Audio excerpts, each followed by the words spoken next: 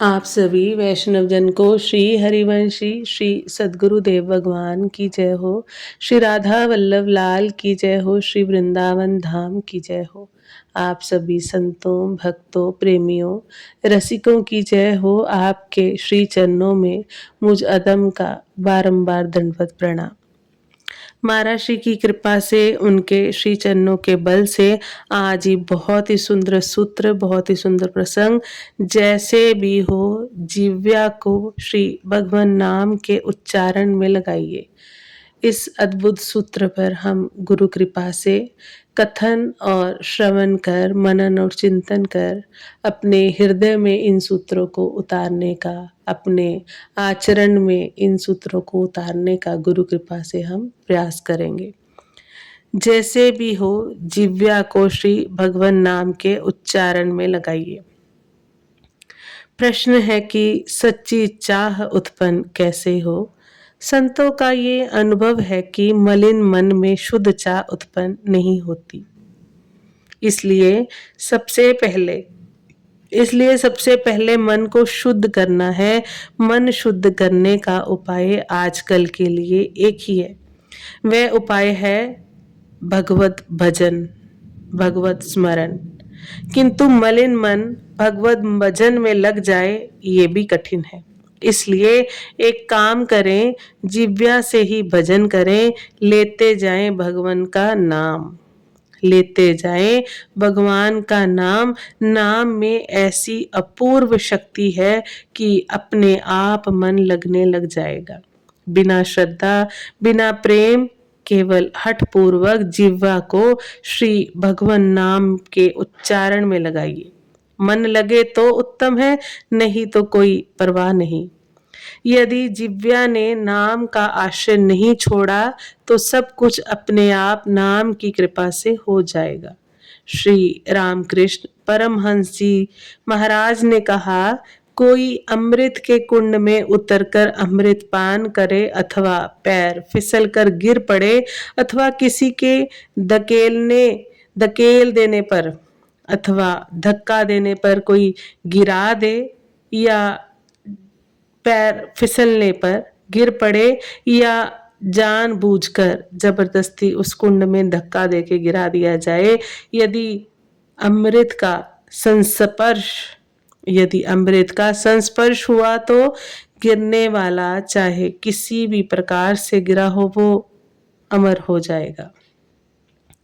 उसी प्रकार श्री भगवान नाम के संबंध से किसी प्रकार भी क्यों ना हो, उसी प्रकार श्री भगवान के नाम से संबंध किसी भी प्रकार भी क्यों ना हो, वह सर्वथा दुख से छुड़ा कर अत्यंत आनंद में प्रभु के चरणों में ले जाने वाला है। इसलिए पुनः पुनः एक ही प्रार्थना है कि वाणी का संयम करें। हंसी मजाक करके क्या होगा, विनोद करके क्या होगा। क्षण भंगुर जीवन में विनोद, हंसी मजाक का अवसर नहीं है। बहुत रास्ता तय करना है। आवश्यक काम प्रभु की सेवा समझकर करना है।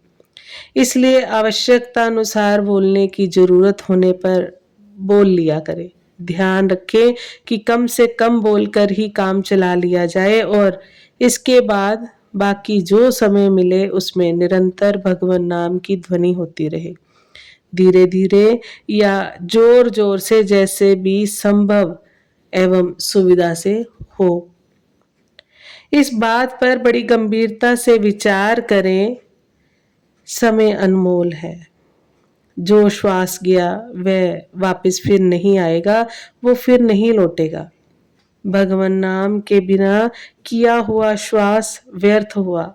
मृत्यु का ठिकाना नहीं, कब आकर यहाँ का सब खेल मिटा दे।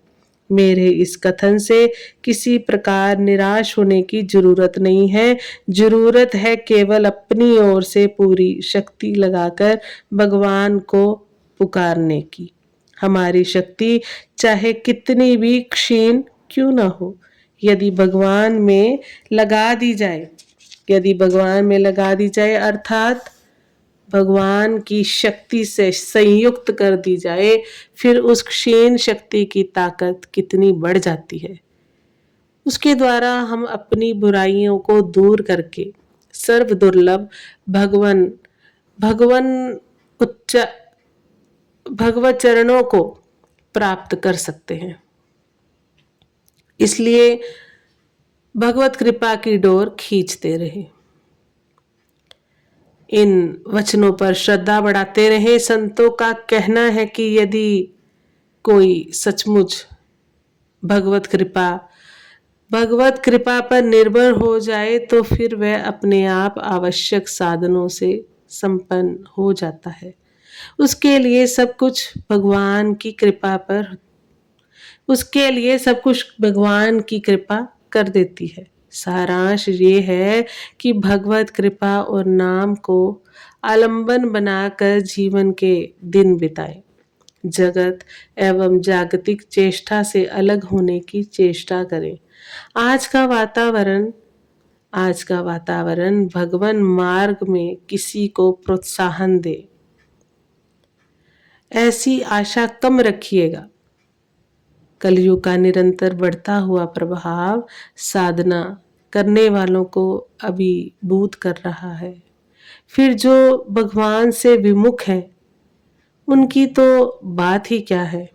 इसलिए इस मार्ग में अकेले बढ़ना होगा। रोकने वाले बहुत मिलेंगे, बढ़ाने वाले विरले ही मिलेंगे।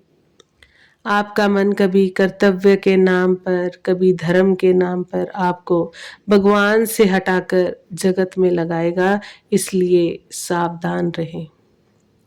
एक बानी करुणा निधान की, सो प्रिय जाके गति न आन की। जन अवगुण प्रभु मान न काऊ, दीन बंधु अति मृदुल स्वभाव। ऐसी कवन प्रभु की रीति, विरध हेतु पुनीत परिहरी, पावरणी पै प्रीति। इन वचनों पर श्रद्धा बढ़ाते रहें। संतों का कहना है कि यदि कोई सचमुच भगवत कृपा पर निर्भर हो जाए तो फिर वह अपने आप आवश्यक साधनों से संपन्न हो जाएगा। सब कुछ भगवान की कृपा उसको आगे बढ़ाती जाती है। आप सभी वैष्णव जन को श्री हरिवंशी श्री सद्गुरुदेव भगवान की जय हो। श्री राधा वल्लभ लाल की जय हो। श्री वृंदावन धाम की जय हो। जय जय श्री राधे श्याम। जय जय श्री हरिवंश।